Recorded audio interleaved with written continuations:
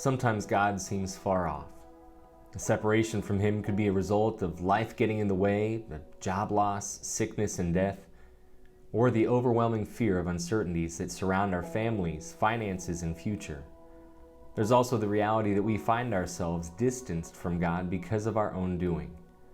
We might blame others for how busy our schedule is, but most of what we do on a regular, daily, and weekly basis is our own choice.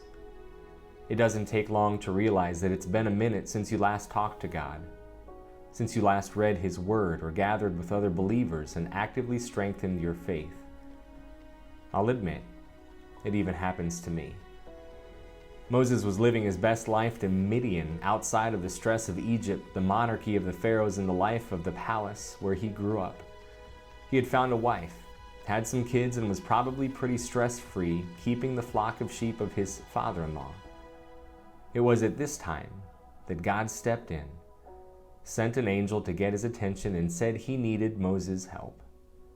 "I have seen the pain of my people in Egypt and have heard their cries.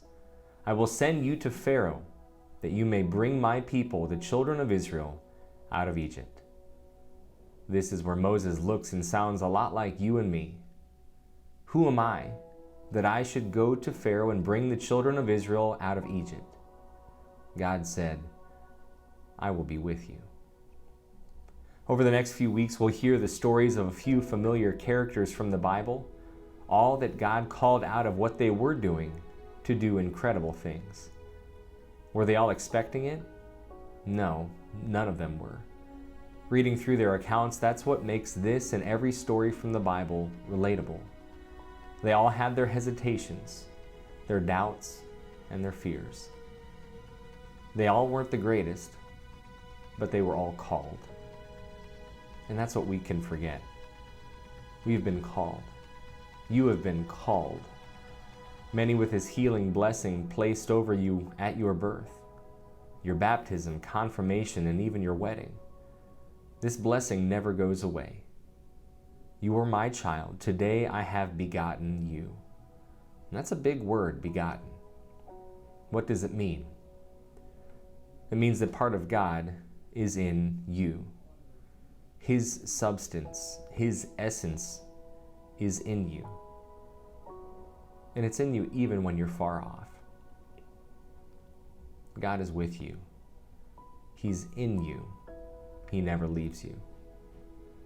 As you prepare for Holy Week this year, recalling Jesus' sacrifice, death, and resurrection, know that He is with you wherever you have been, wherever you are, and wherever you will go. When He speaks, it's quite normal to answer, "Who am I?" After all, He is the one who made the heavens and the earth, who formed man out of the ground, who redeemed this world through the death and resurrection of His own Son. This same God is now calling you. Just get ready for what He has in store next. You know it will be incredible.